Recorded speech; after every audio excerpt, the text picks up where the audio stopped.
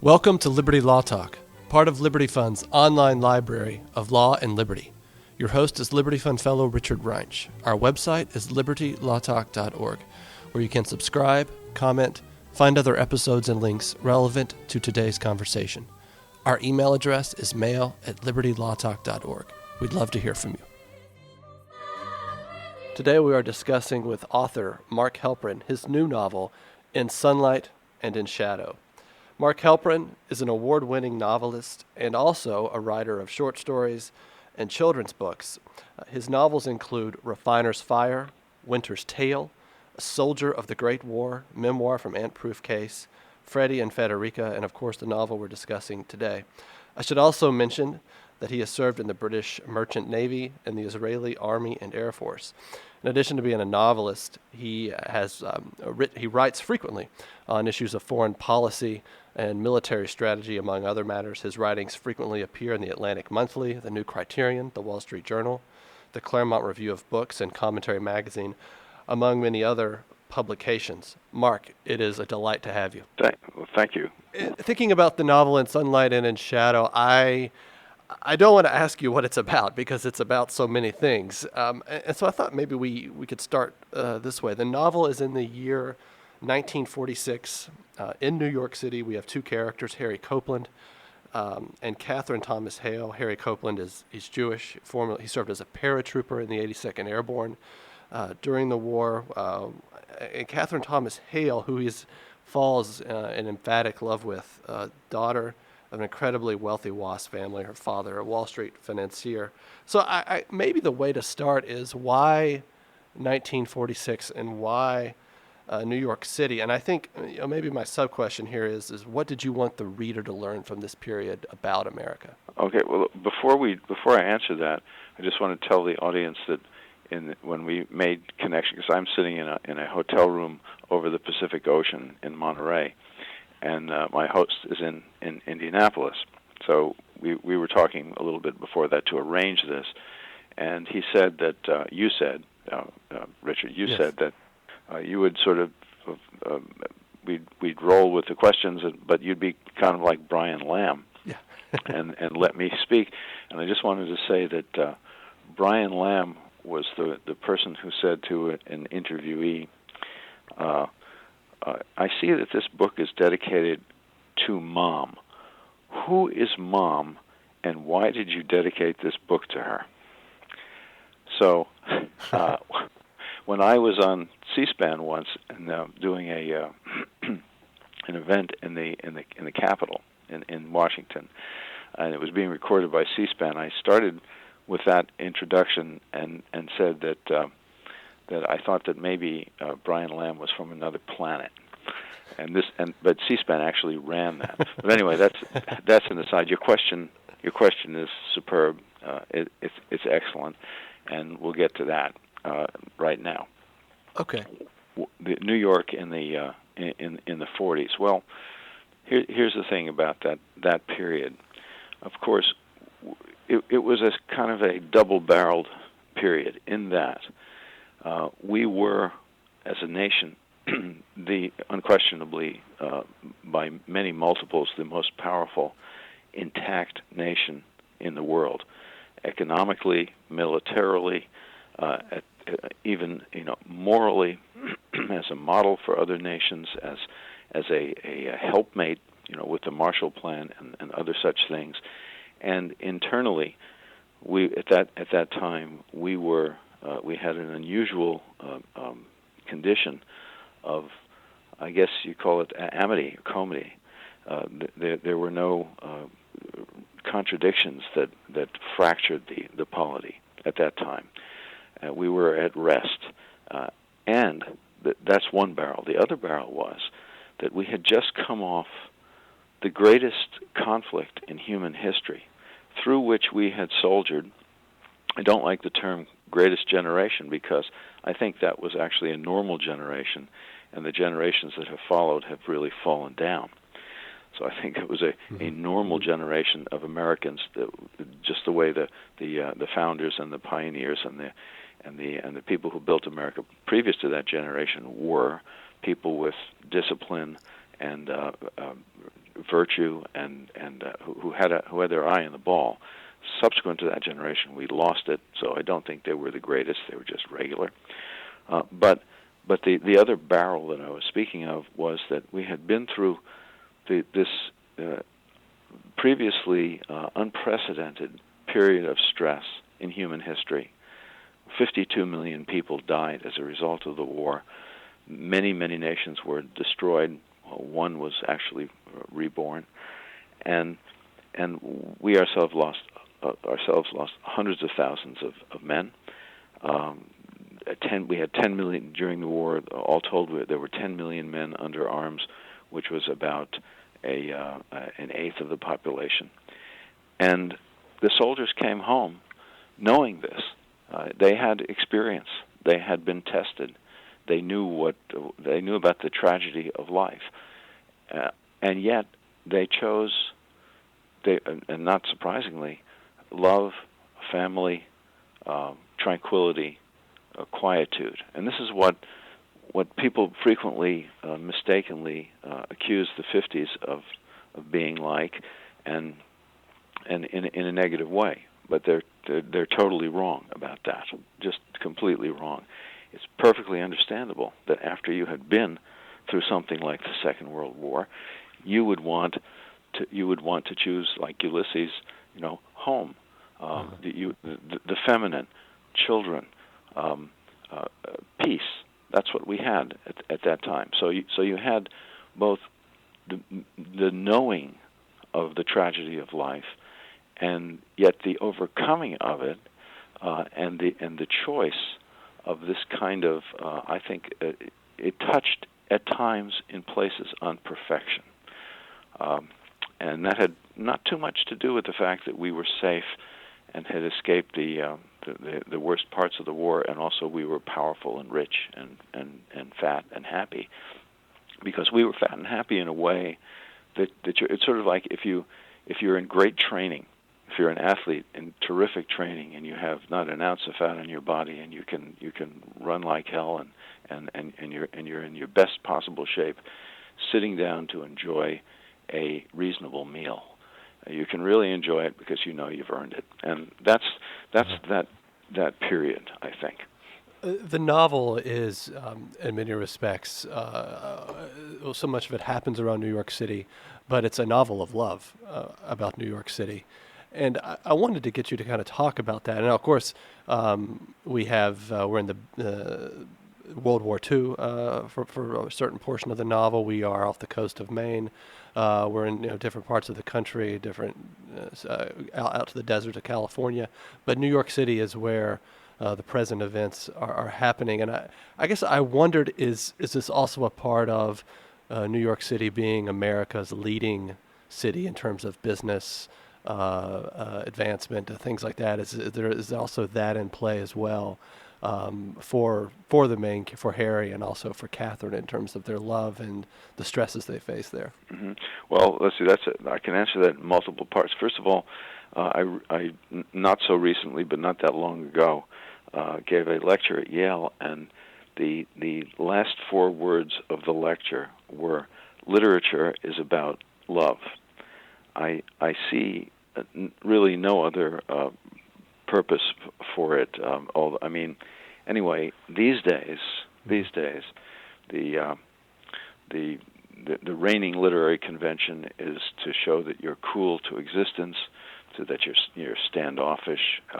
You want to be tight. You want to be wary of things. You want to mock, all for the purpose of showing off your intelligence and to show that you know that everything is awful and you wouldn't be caught dead being a naive fool believing in anything.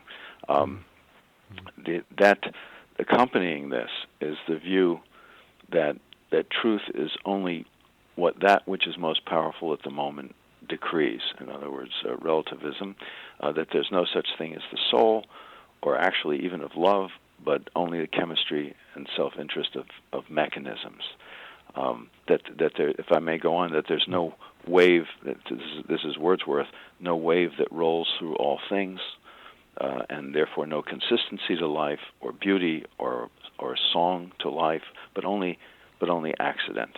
I mean, that's the reigning literary convention. And if you believe other than that life is accidental and without purpose, and you dare to risk, to commit, or to affirm, it shows that you're stupid. You know. And by the way, it was it not Einstein who said God doesn't play dice with the universe? But of course, as everyone knows, Einstein was stupid, right? And also he was part of the war on science. But anyway, I think that the task of literature, and this is assuming that you are what Voltaire called a free intelligence. And by the way, I'm a great admirer of Voltaire, complex character, but he really has been given a bad rap, I think. But if you're a free intelligence and you're independent of dominant orthodoxies, which means, by the way, in America today, if you're a fiction writer, you have to know how to box and be hit. Then you can embrace both passion and emotion in literature. And by the way, things have been reversed. The dominant ethos is that you are passionate and emotional about politics and policy, and you're cold and calculating and intellectual about literature. It should be really the reverse. I mean, you should be calculating and sort of not calculating. It's the wrong word, but you should be objective about politics and passionate about literature. But anyway,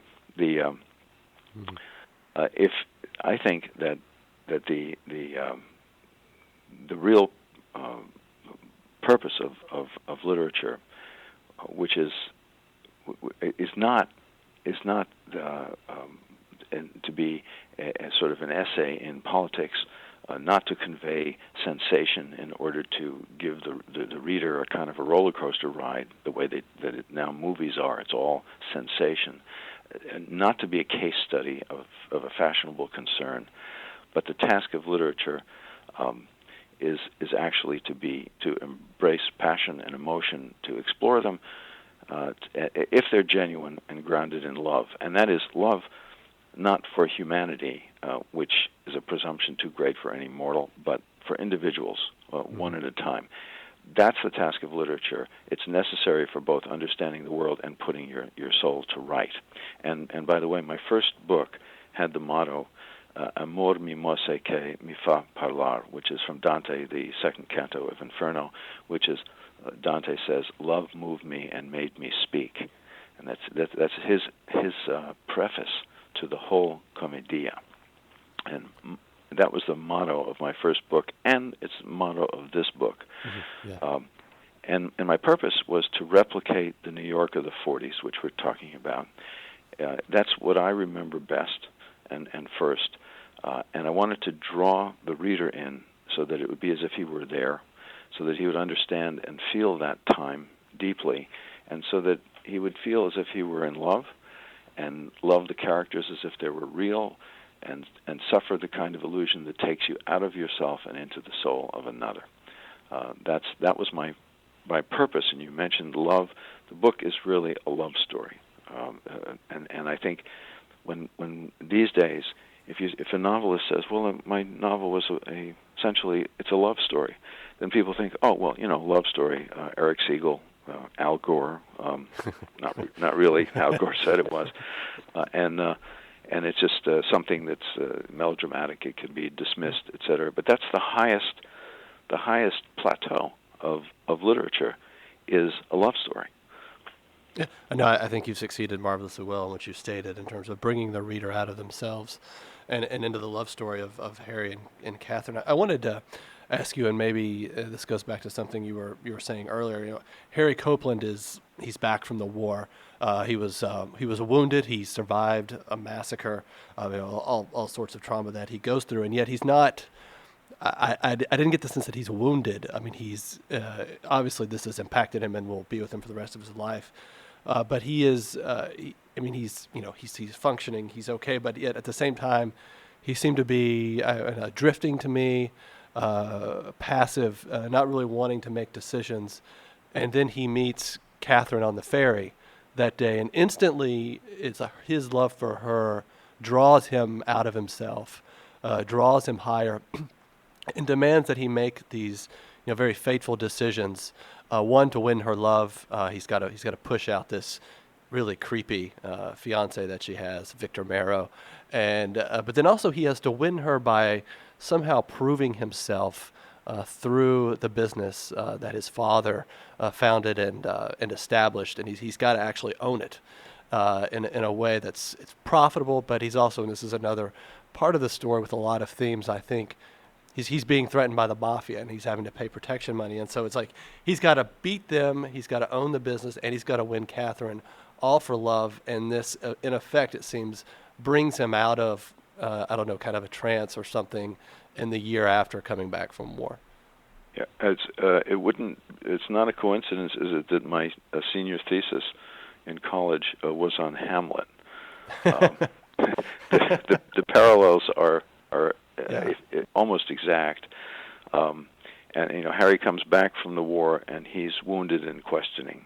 He was wounded actually physically, of course, but there's no way that anyone can make sense of something like the Second World War if you have actually been in the maelstrom. I mean, there is no way. There's certain absolute moral clarity to it. I'm not talking about that, but I'm talking about the whole thing is a very confusing episode, if you can call it that. Mm-hmm. When I was in the Israeli Army and Air Force, and I had, I had seen things that have still affect me and unsettle me, to say the least. And when I came out, I was shaken very much, and what I experienced was nothing like what he experienced, and we call that post-traumatic stress, which I think, by the way, is after World War II, where people saw much more combat and suffered a great deal more, and it was much longer. Well, actually, it wasn't longer than the war in Afghanistan, but their tours were generally longer, and it was a lot rougher, really, across a wider, anyway, individually it could have been the same, but across a much wider swath of the population.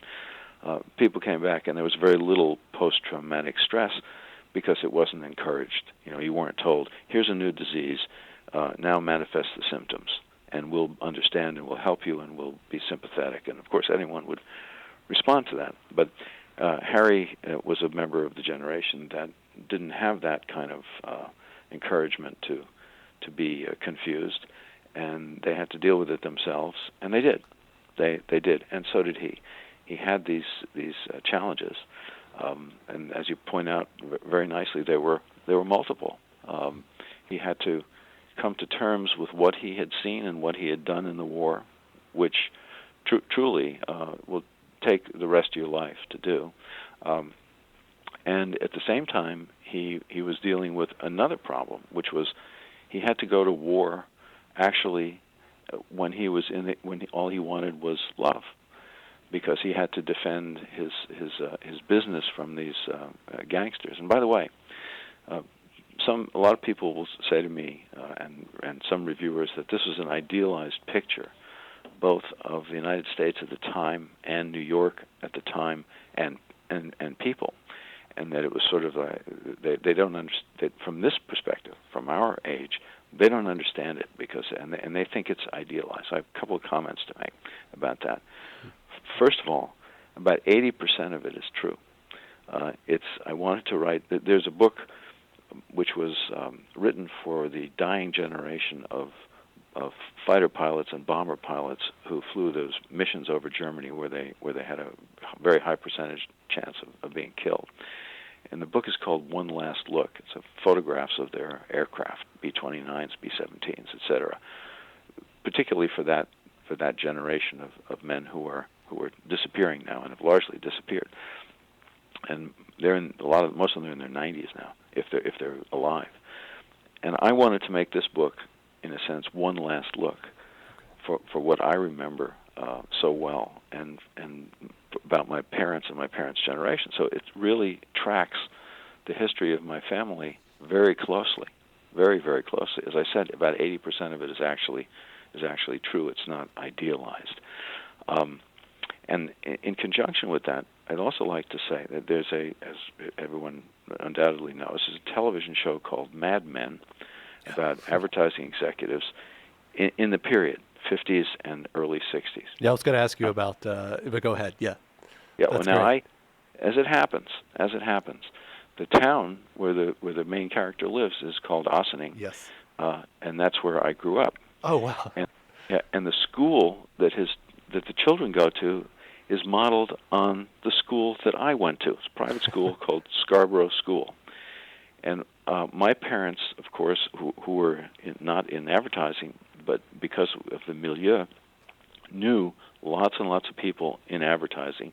A lot of the parents of my friends were in advertising, and practically every father in the period commuted to New York City on the New York Central line. And when I started to work in the city as a very young, at age 14, I started commuting in the summers and in vacations. I would commute too and sit with these guys who were playing poker on boards and drinking. There would be carts coming through the train with selling alcohol. And by the way, one of my first girlfriends, and lucky me, was a model much older than I was, who worked at one of the three biggest advertising agencies in the world. And because she was a model and very beautiful, they put her out in front as the receptionist. And she never reported anything, like people making horrible sexist remarks or trying to pressure her into having sex or pinching her behind or anything like that. It was normal. She went to work. She did this. There were some people she liked, some people she didn't like. The men, the fathers that I knew, my parents' friends, were not desperate, philandering alcoholics. And also people didn't look or talk the way they do in the series. It was if you were put back there, apart from the hairdos, which are kind of odd, on women, the bouffant type of hairdos. People were, if you lived then and you remember it, were more or less like they are now, really, except they didn't have piercings, other than women with their earrings. And that view, and also the view of there was a picture of that nature called, was it Arlington Road? No, it wasn't. Yeah. It was another one, something Road, which, by the way, I haven't read the novel. I think it's a Richard Ford novel.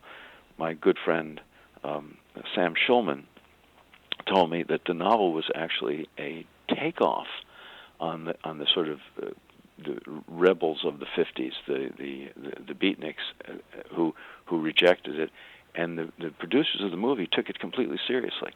They didn't understand that it was a satire about the dissidents.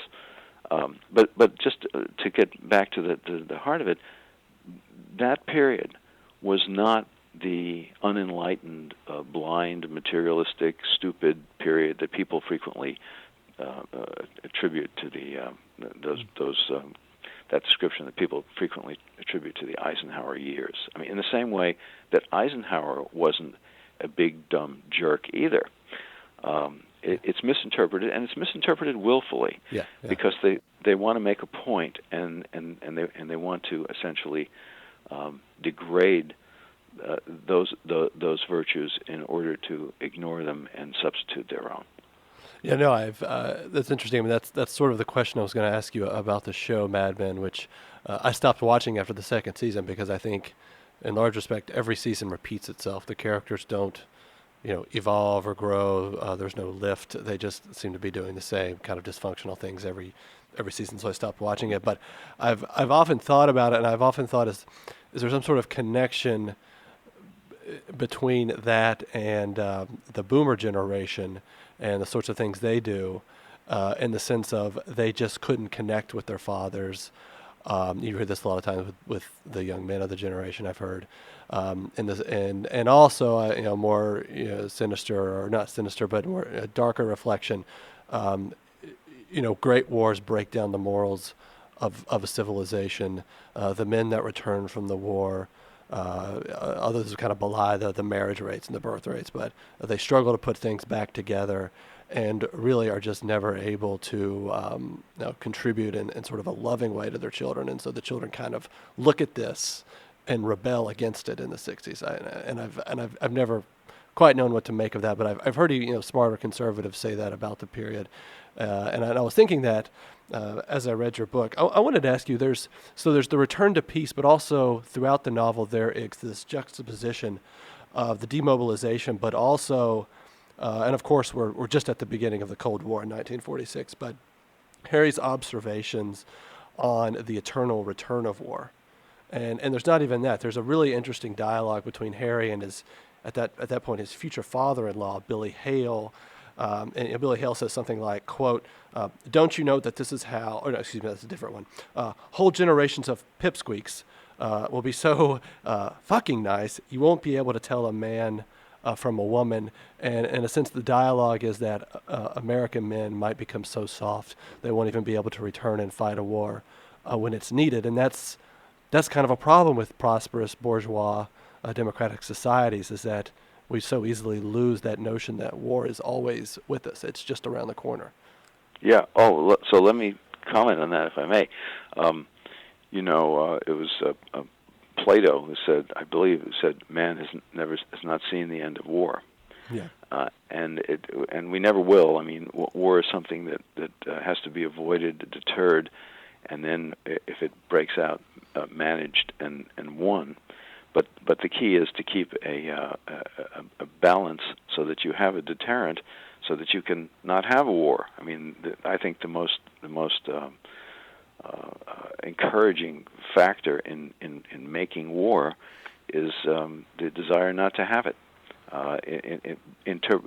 which comes out wrongly in wanting to appease and be weak and in ignorance of the balance. But to go back to what you said first, I mean, I have a slightly different interpretation about the change in generations.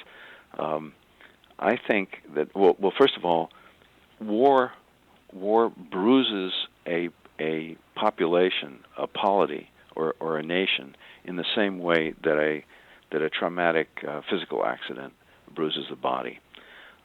It echoes for decades and decades and decades, possibly even for centuries after the end of the war. I mean, look what happened to Germany after the First World War. Yes. Look what happened to the whole world, really, after the First World War. And you see a perfect example of what you're talking about in Britain, when the elite of Britain, who had been decimated, more than decimated, actually. Decimated means only reduced by a tenth. They had been slaughtered in the First World War. Then the result was, in the 30s, they decided not to fight for king and country. And, of course, they ended up doing it in just the same way that the pacifists in the First World War ended up fighting bravely, most of them.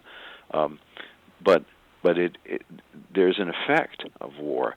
It affects the gene pool. And more than that, it's a kind of a mystical effect. It weakens nations, and you can see, for good reasons, people look back and they say, we don't want to ever do this again. And after the Second World War, which was the greatest catastrophe in human history, other than perhaps the medieval plagues, that echoed through and is still echoing through our polity and that of the rest of the world, particularly Europe. Europe was hardest hit. Europe is now the most pacifist and most likely to become involved in another conflict, simply because they're so terrified of it that they don't have the courage to balance out any potential enemies. But I think that the generation, which is my generation, I was born in 47, was actually overshadowed and envious of their fathers. And if they couldn't make a connection, it was because initially we were brought up because born right after the war. Everyone that you know was in the war, or most people were in the war. We felt that we would be like our fathers, and then it turns out that we weren't. Things were somewhat different. After all, we inherited Vietnam, which was a French colonial problem, grafted onto a much larger anti-communist problem, and also at the same time being a third thing, which was an international system problem about simple balance of power among nations. And you had those three things together, very poorly handled and very poorly understood, so that it appeared to people, and Vietnam was the crucible after the Kennedy assassination. It appeared to people that, well, maybe the World War II ethos was wrong, because look, we're doing it again as we expected. When I was a child, I expected that I was going to go to war, and in fact I did, but in a slightly different circumstance. It's not as we thought it was. Maybe I didn't think this, but most people did, I think. Maybe it was a lie. Maybe it was a false word, because here we are in a war, and it's nothing like the John Wayne War. There isn't the moral clarity. So maybe they were lying to us, and if they were, that means they were lying about everything. You see, and that's how it took off. And I say this not as a political philosopher, because I'm not, but as actually someone who was there and who saw it with his own eyes. I entered college in 1965, and I exited like a lot of people, going on and off here and there, really, but 10 years later, in a sense, with a time off for military service. And that's what I saw. That's what I felt. But I also felt that during that time, there was, in the same way that I mentioned that people run with a diagnosis of post-traumatic stress, which then gives them a license to be stressed and to seek comfort and sympathy from others. I also thought that people ran with that situation way too much. It was self-indulgent, as were many other things that people did at the time and do now. I want to ask you a question. This is kind of in my mind as I was reading your novel, and that's John Ford's cinema, and the character in John Ford's cinema, like John Wayne in The Searchers, or in The Man Who Shot Liberty Valance, in that civilization requires men at times who stand above the rule of law to defend the rule of law.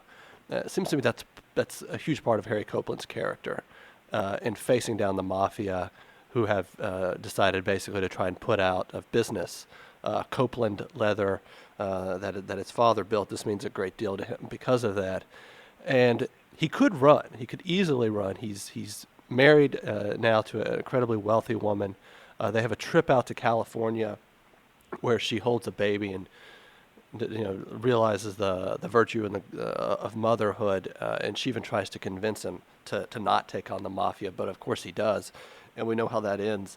But I just kept thinking, and this I think goes back to the eternal return of war, that even beneath peaceful societies there always lurks disorder and disordering agents. And Harry, to me, he struck me in that vein. But it also, I think, kind of connects up with the role you give him in World War II. He's a pathfinder. So he's in the 82nd Airborne. It's almost like these guys are special forces, it seems. And he's in the 82nd Airborne. He's a pathfinder. And even so, like, the essence of his position is he takes an order, but it's to be creative within the order. And so he's dropped down the day before D-Day with a handful of guys. And what are they told to do? Create chaos among the German lines and make them think there's a group already among them. So he's, in a way, to me, he's kind of he's this transcendent character that democratic societies struggle to understand, I think. Yeah, that's a wonderful analysis. I hope that you had written the book reviews. I'll have to write about it on the website. I was thinking I might do that. So that's exactly the case. I mean, what that brings to mind is the many discussions I've had with people who live protected lives, in Cambridge, on the Upper East Side of Manhattan, in Beverly Hills. The elite who live in very safe neighborhoods, and who are safe because there are cops out there who are the thin blue line, and who are safe because there are soldiers here and there doing the dangerous, really dangerous jobs that they do, and unpleasant. Mm-hmm. And yet, those people have contempt, and essentially are always picking at the people who protect them. So, I mean, that brings that to mind. I've always thought that was just the most dreadful thing, that the people who enjoy the fruits and the riches of the American system, including the rough parts of it, the parts that require courage and sometimes sacrifice, always of others. It's just like in the wars in the past decade or more now, in which whatever the merits of how they were fought, or why they were fought, or whether they should have been fought in the places that they were fought, whatever the merits of them, that's a different question. The men who went and fought there were largely the people whom these people that I'm talking about think come from what they call flyover country. Mm-hmm. They really have contempt for the people who protect them, who sacrifice their lives for them. And they don't understand them, and they think that they're essentially fools to have done it. And I that's something that really has always bothered me. And what you say about the willingness to go outside the law in order to protect the structure of the law, it is often necessary. Churchill had a quote, which I cannot remember exactly, but it was something that was exactly like that in broader political terms. In other words, in order to preserve the system of laws that we have to sometimes go outside them, exactly as you said. And this is what Harry does. And after, by the way, a great deal of Hamletian time has passed, he thinks it out very carefully, and he says, maybe the police, but of course he understands and is made to understand that the police are in the pay of the mafia. And by the way, when I lived in Brooklyn Heights, I used to see the New York City police, who have been this way since before Theodore Roosevelt, and if Theodore Roosevelt couldn't clean them up, nobody can. I actually saw them burglarizing houses with my own eyes. I saw it must have been a sergeant or a lieutenant, a high-ranking policeman, with a bunch of other policemen, go into a house of a man a recluse who had died, and they came out. And it wasn't just once; it was over a period of nights. They'd come every other night in the police cars, and they'd come out of the house and taking the things from his house that they wanted. At the same time, I reported a burglary that I saw from my back window in Brooklyn Heights, and I called the police and said, "There's a burglary in progress now," and I gave the address, et cetera, et cetera. And I saw out the window there was a police car there, and the police car then just left. They didn't want to have to confront a burglar who might be armed. They said, "No, to hell with that," essentially. So, I mean, there can be corrupt police, brutal police. A lot of psychos gravitate toward any job that entails violence. But for the most part, they're very good men who sacrifice and take risks to protect people who often have contempt for them. But yes, Harry goes outside the law. He has to in order to protect what he loves. I was going to maybe try and switch fields a little bit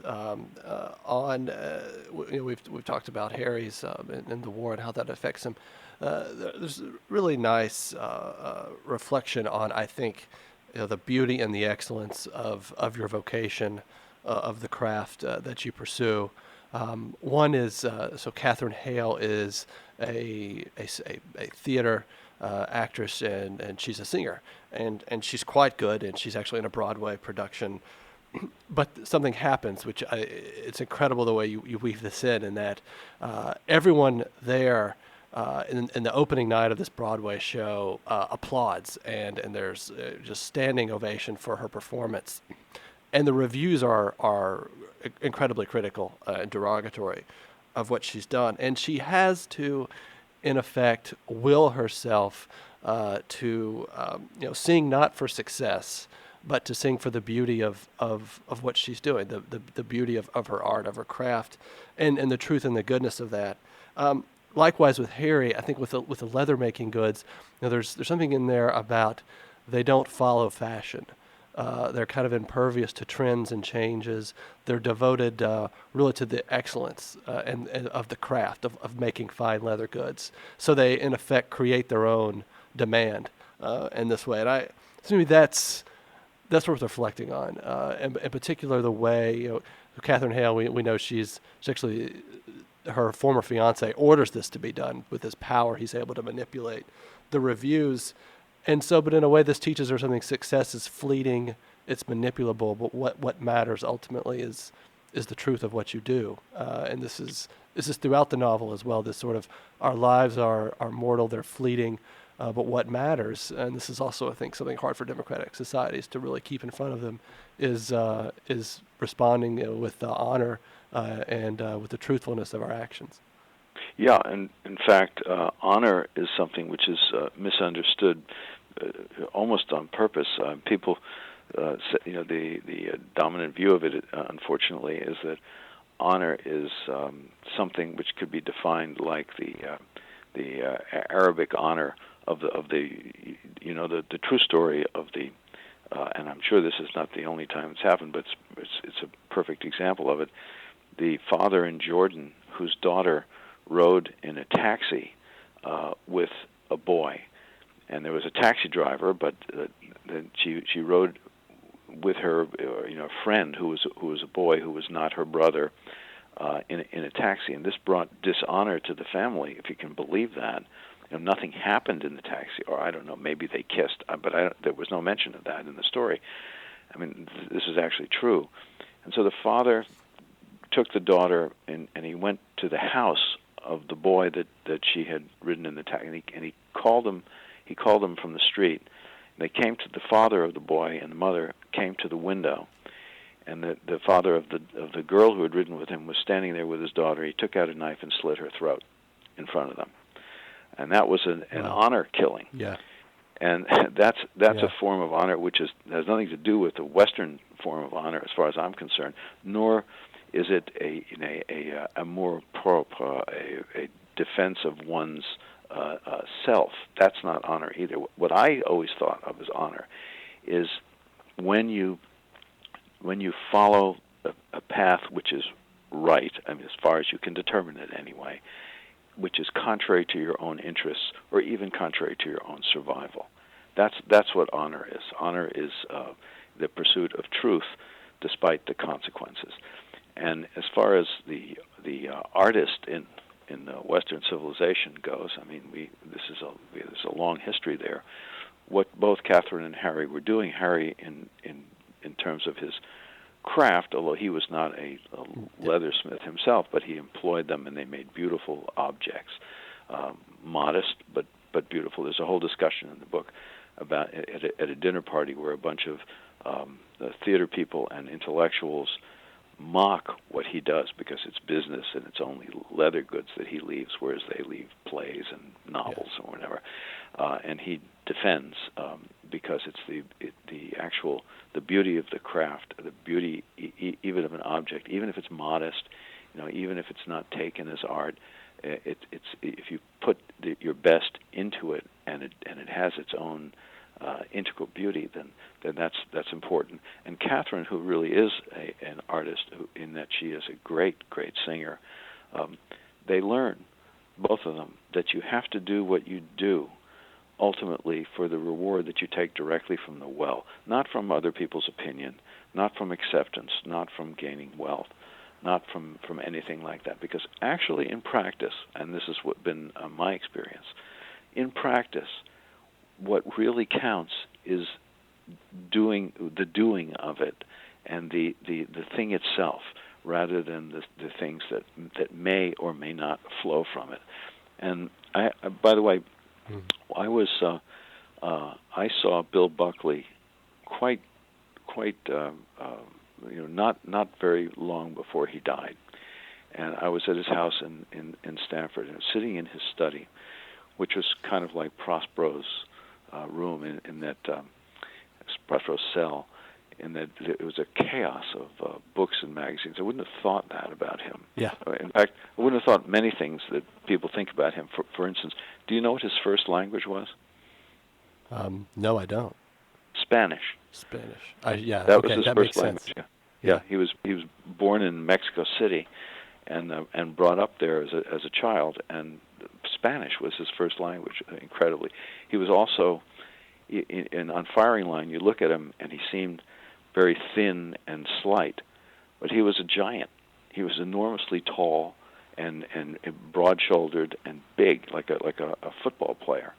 And also, he was the kindest, sweetest man that I've ever met in my life. I mean, he was just he radiated kindness, contrary to the popular view of him. But anyway, I was talking to him in his study, and I could see that he didn't have that long. And I said to him, you've had a magnificent life. You've had all these successes. You give harpsichord concerts, and you sail across the ocean, and you've transformed the nation, really, given certainly in the 80s. I mean, I think we've been transformed back, but he did transform the nation. And you have wealth and celebrity, et cetera. Well, in the end, was it all worth it? That's the question that was answered. It was both put to and answered by Socrates. But so he said, he was disturbed by this, and he said, the one thing that I wish is that I could have written a memoir. And what I took from that was that what he was saying was that he wanted more of the personal, family, love. I think he was saying that he wanted to have emphasized that the small things in life that are not somehow keyed to, hooked up with the system of rewards and approval that we all live in and have to take part in. And that's how I look at it. You do what you do for the thing itself, and in the end, what really matters is actually what we started with, which is love. It's the only thing that can possibly transcend death and give meaning to life. And all the other stuff is dross. I mean, for example, I'm now on a book tour, and I'm staying in fancy hotels. And in all these fancy hotels, they have lots of magazines, books, guides, etc., that you see on the table, and they're filled full of the most incredible junk, expensive junk. I know. Watches that cost $50,000, and people are posing. And a lot of the people in the lobby, you go to the Four Seasons or the Ritz-Carlton, it's all a pose, and it means nothing. And I must say I'm extra sensitive to that because night after night I stay in these places. I walk in and I see this stuff with fashion, and it's clown-like, ridiculous, purposeless, meaningless in the end, and a terrible waste. What Catherine and Harry learned and exemplified in the book is that, and if you read the very last pages of it, it summarizes it, I think, well, that what really matters is the essential things, and it all distilled into love, courage, sacrifice, honor. That's what's important. That's what. Yeah, that's no. The last few pages make that very clear. And I want to maybe to end and ask you, thinking about Going forward, what are you working on at this point? Or are you still kind of resting and kind of what you see next for your next writing ventures? Oh, there's never any rest. I mean, first of all, every book that I write anyway, it goes through about 12 drafts, and there are about 4 in with a handwriting and a pen, and it looks like the Rosetta Stone. And then I put it on a word processor, and then it has 12 subsequent drafts. Each subsequent draft faster than the previous one, because there's less to do, and also it's easier in a word processor to make the corrections and changes, and there's no typing of 1,000 pages. But there's a lot of work, and then the book, there's a kind of a delay of a year until the book is actually published. Yeah. And in that year, then you start on another one. So I've actually, since this book came out, I'm now on the paperback tour of it. Yeah. It came out a year ago. I've actually finished another book, at least. I'm on draft 6 now, and that book is almost ready to be submitted to the publisher. It'll take me another 2 months, and then that book is about. When I say about, it's very hard to say what a book is really about, because a novel is, this harkens back to what I was speaking about to begin with. Is that these days a novel is like a little thin case study of a fashionable concern. A novel should be about zillions of things. Then all of which would reinforce every other thing. Mm-hmm. It's like War and Peace is about war and peace, but it's about so many things.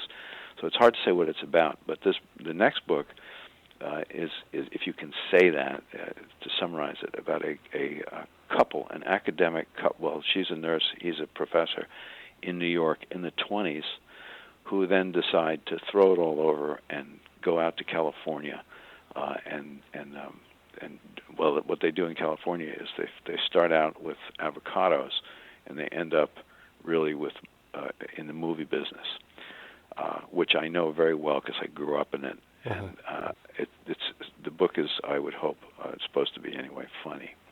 But then after that, I think I want to write a book, a semi-scholarly book, backed up and footnoted and carefully referenced about national security. Oh, that would be wonderful.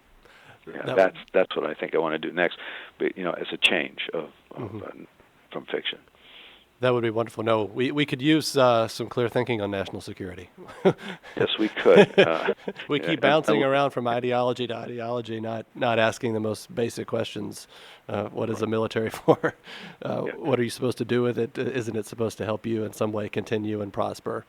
Things like that. Those seem to be not part of the conversation.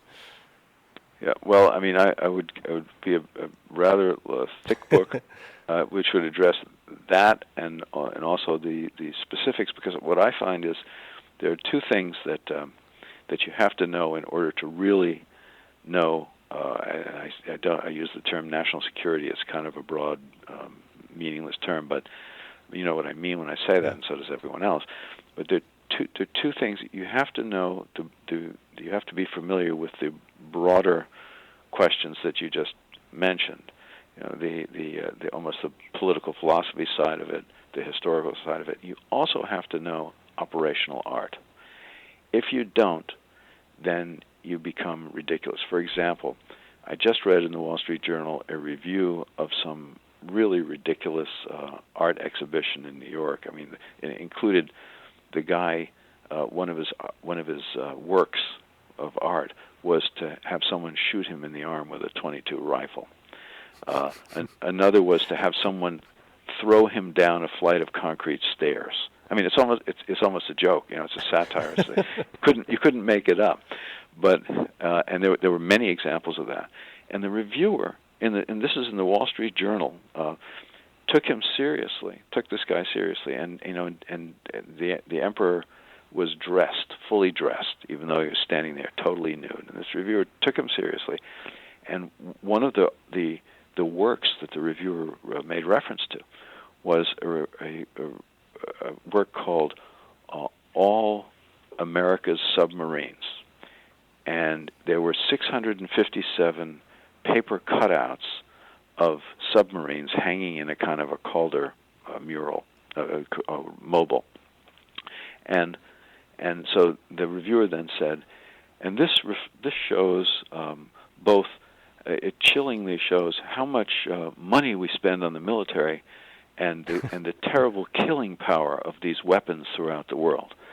I mean, which of course is ridiculous if you know anything about defense economics. But the main thing was this you see this all the time.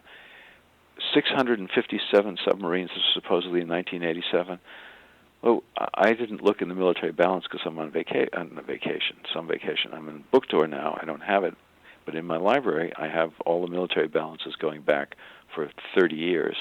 Uh-huh. And this is the Institute of the IISS in London, which puts this out. It's the Bible for anyone who wants to know anything about it. We never had 657 submarines. In 1987, we probably had 150. And that's just, you just put 500 more.